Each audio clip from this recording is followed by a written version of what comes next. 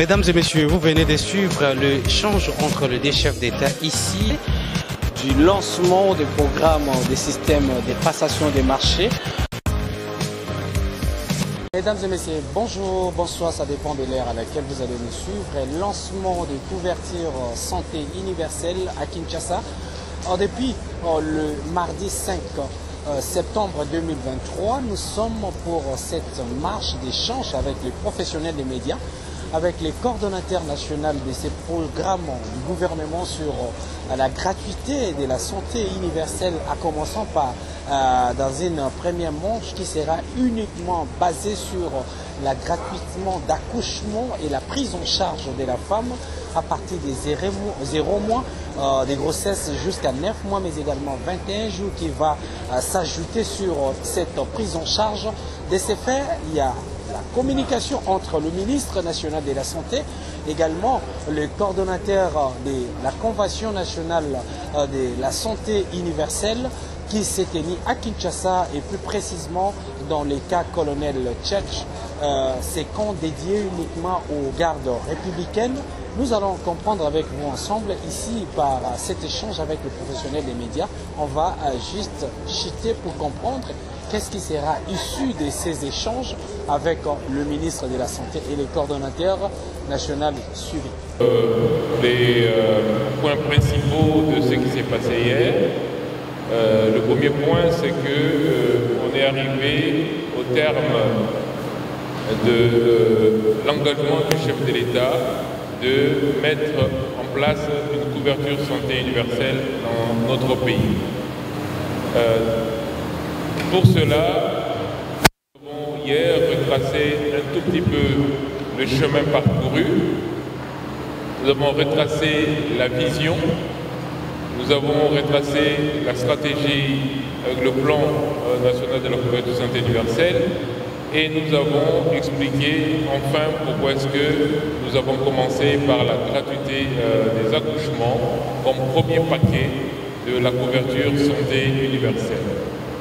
Le président de la République qui a porté cette vision, comme je l'ai dit et je le répète à chaque fois, depuis son premier discours d'investiture, a tenu sa promesse, confirmé que la vision qu'il a portée depuis son premier discours se matérialise. Donc la cérémonie d'hier, c'était le lancement de cette matérialisation de cette vision, en sachant que c'est un challenge énorme qui est celui de mettre en place un système de subvention des soins de santé pour le point le plus important des indicateurs de la santé dans notre pays. Et ce point, c'est la mortalité de la mère et de l'enfant à la naissance. Et donc, le choix fait a été basé sur ce constat que la RDC est le dernier pays au monde en termes de mortalité de la mère et de l'enfant. Et donc c'était vraiment ça qui s'est passé. Maintenant nous sommes peut-être là pour entrer en détail, voir les différents points et nous sommes prêts à élaborer avec vous toutes les réponses que vous devriez rapporter dans vos rédactions respectives. Merci beaucoup, docteur Kamba. Alors, je vais remercier le coordonnateur, M. Kabila, également, de se prêter à cet exercice. Vous avez dit, c'est un coup très émouvant. On a compris vraiment ça vous tenait à cœur. Alors, qu'est-ce que vous avez dit aux personnes qui sont là par rapport à ce projet qui est porté pendant les années qui enfin arrive à la réalisation par rapport au cheminement? Ce que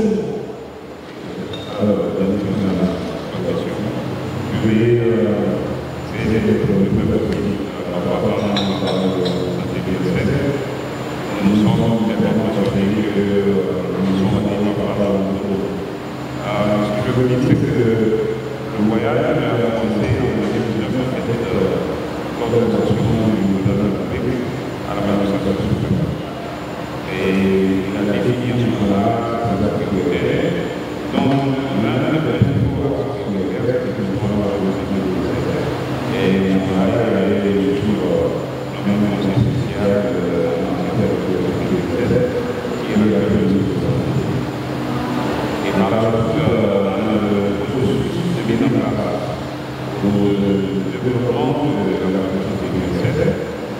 passe les préparatifs de data.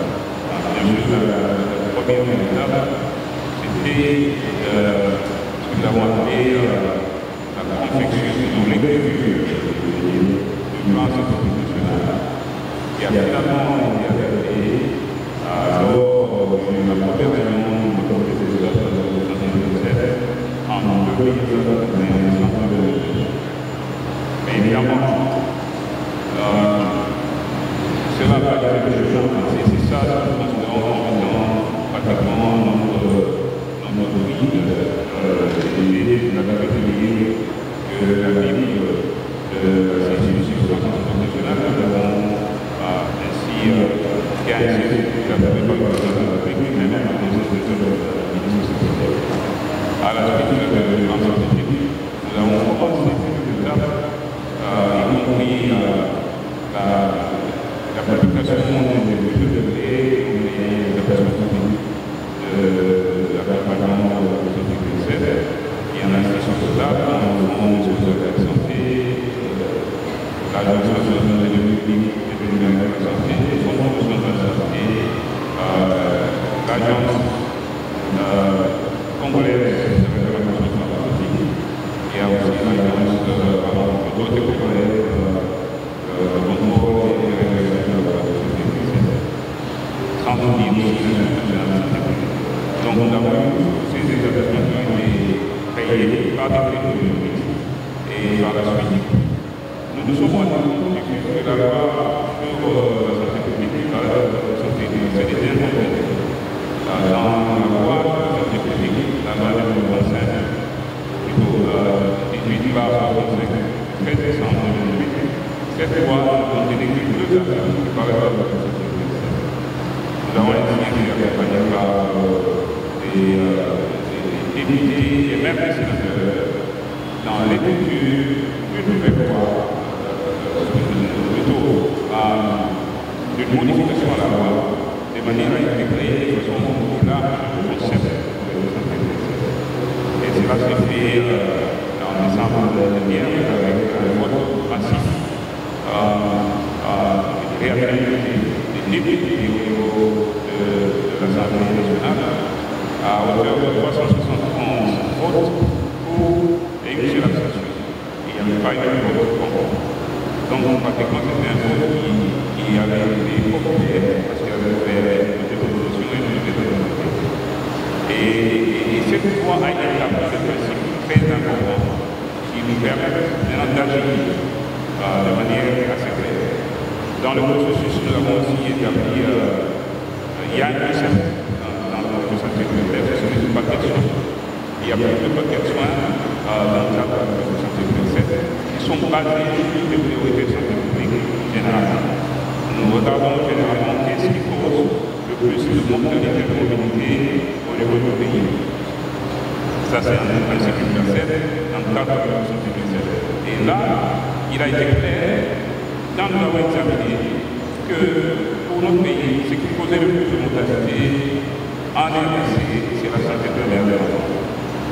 Et au-delà, bien sûr, de l'infectieuse. Et maintenant, il y a aussi les maladies transmissibles, donc les maladies hypertensionnelles avec le santé.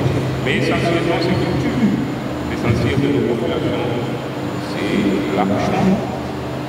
Et donc, ça tue énormément.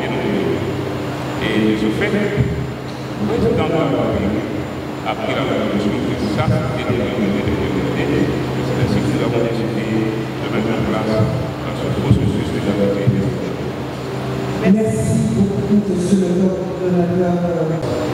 Hier, le président de la République déclarait que 42 millions de dollars avaient été investis pour la couverture santé universelle et qu'il était prévu 200 millions de dollars pour l'exercice 2024. Moi, je me pose la question de savoir s'il y aura assez d'argent pour financer la couverture santé universelle. Ça, c'est ma première question. Je peux poser les deux questions pour j'attends que vous répondiez. Et deux autres, c'est pour le coordonnateur, je peux répondre. Très brièvement, nous n'avons pas commencé hier. Nous avons, pendant plus d'1 an, avec la Banque mondiale, fait ce qu'on appelle un pilote. On a soigné dans 9 zones de santé à Kinshasa et dans plusieurs provinces les mamans dans ce cadre. Et nous avons su calculer combien ça nous coûterait si on devait étendre cela au niveau du pays. Nous connaissons très bien les chiffres. Je peux vous dire combien d'accouchements il y a à Kinshasa, combien d'accouchements il y a dans le pays et combien de césariennes il y a, Je peux vous dire tout ça. Et c'est sur cette base-là que nous avons calculé. Et nos chiffres sont les suivants. Pour Kinshasa, nous sommes arrivés à 42 millions d'euros. Et pour la République, nous sommes arrivés à 200 millions de dollars. C'est pour une année.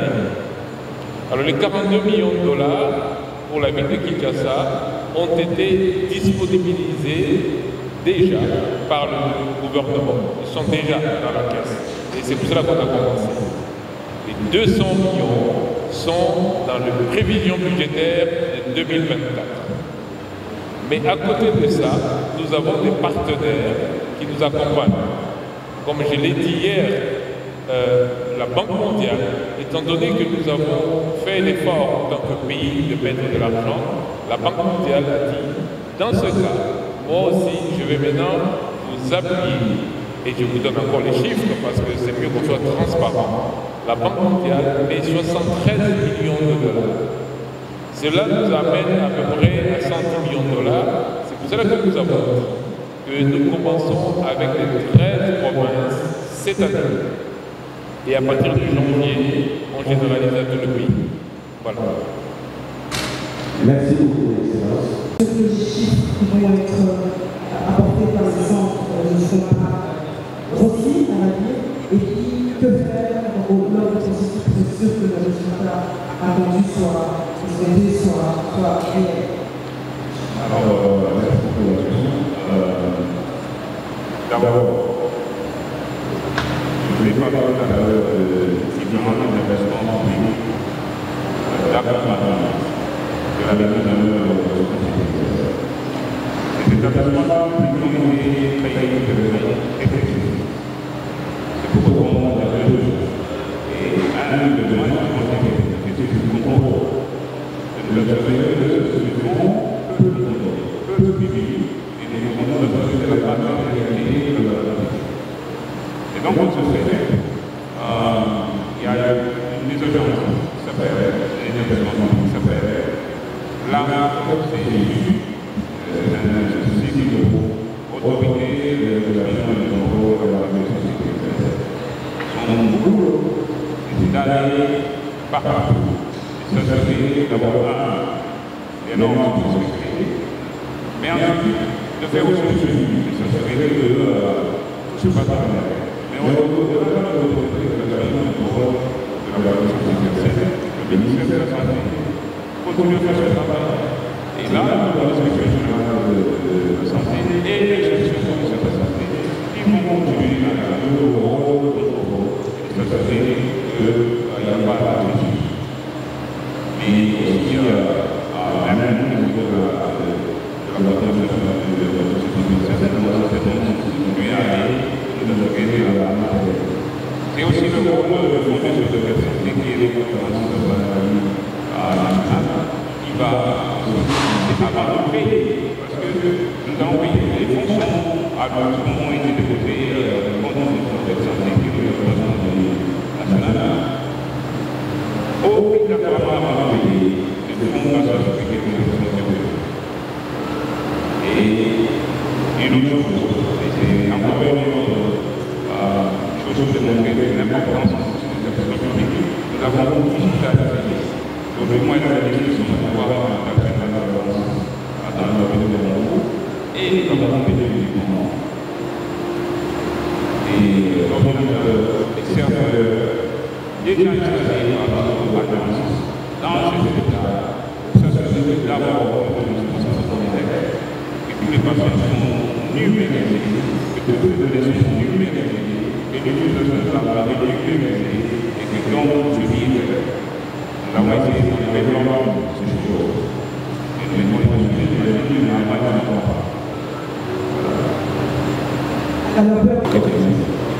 c'est pour le ministre.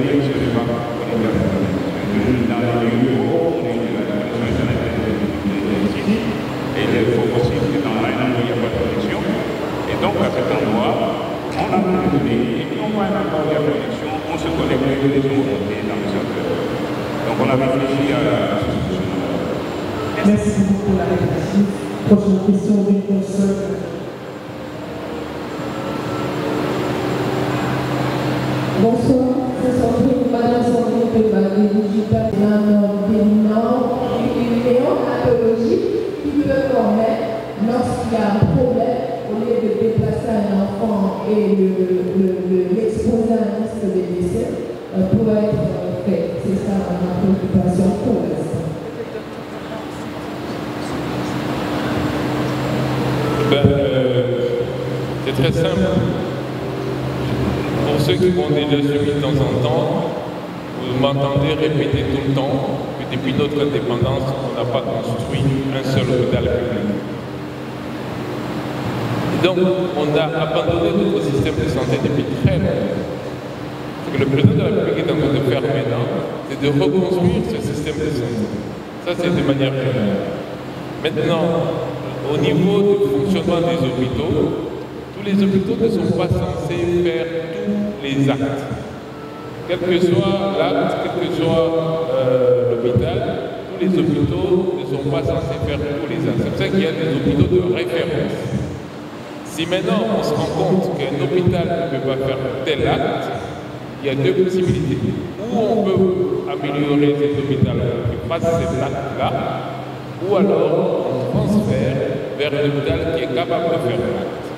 Pour ce qui est de la maternité de Kitambo, il faut maintenant qu'on regarde est-ce qu'il y a besoin d'un service de néonatologie. Le service de néonatologie, c'est un service pour les enfants malades, les nouveau-nés malades. Ce n'est pas pour les nouveau-nés qui vont bien. Ils n'ont pas besoin de néonatologie. Ils ont besoin de soins simples.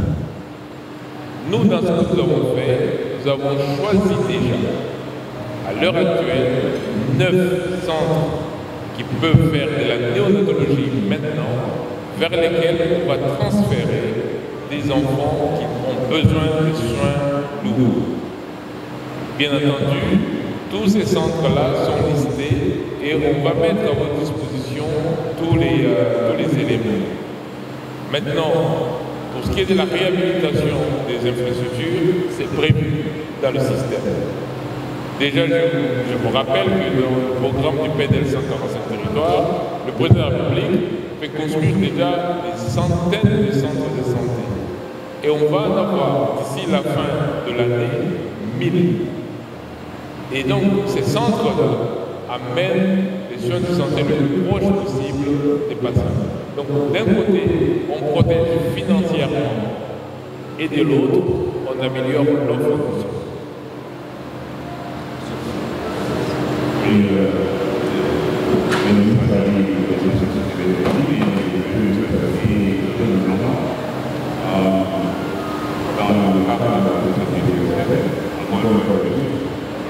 Nous accréditons les établissements de soins.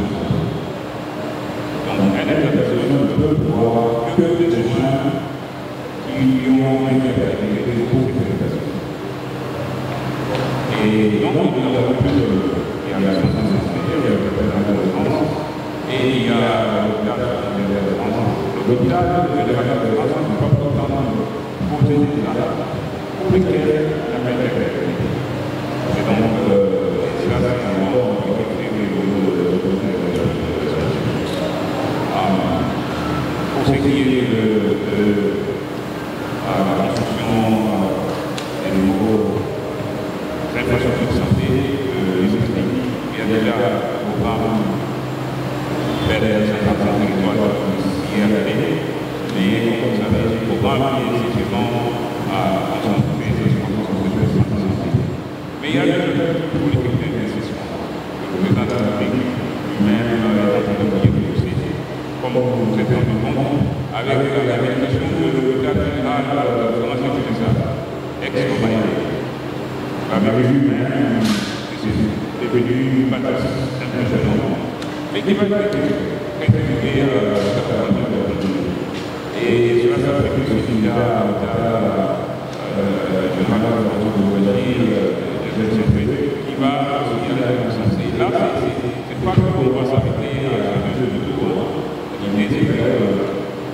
mais au-delà de ce jeu de tour, nous sommes en train de mettre en grande infrastructure de santé, y compris de grands laboratoires qui vont être suivis à travers le pays par spécifiquement les laboratoires de santé publique. Il y en a au moins 7. Donc, pour faire une étude des laboratoires de santé publique, il faudrait qu'il faut être bien. Donc, on aura l'équivalent à travers le pays, à peu près. D'ailleurs, je crois que vous avez visité un laboratoire. Donc, c'est un processus qui est en cours. L'investissement en santé est une priorité pour le gouvernement de la République et nous y travaillons déjà. Et dans le cadre de la santé universelle, il y a un établissement public, une fois de plus, le Fonds de promotion de la santé, dont le travail s'est réfléchi et de trouver tous les moyens possibles pour investir dans l'infrastructure, dans l'achat des médicaments, dans les équipements et dans la formation des prestataires de santé afin que nous soyons à la mesure de l'échelle de la. Plusieurs questions ont été soumises au cours de cet échange avec le ministre de la Santé, mais également le coordonnateur national de la Convention nationale des couvertures de la santé universelle lancée par le président de la République, Félix Tshisekedi, depuis le mardi dernier, mais également ici le mercredi. Il était question de comprendre avec vous ensemble l'échange entre le gouvernement de la RDC après la gratuité de l'enseignement primaire, secondaire, mais également technique ici à Kinshasa et partout à travers l'étendue de la République démocratique du Congo. Il était question de comprendre avec vous ensemble, avec le ministre de la Santé nationale et les coordonnateurs de ces programmes du gouvernement dans la prise en charge de la santé universelle, tout en commençant par d'abord l'accouchement de la mère à l'enfant et la prise en charge par ces programmes quinquennal du président de la République, Félix Antoine Tshisekedi Tshilombo.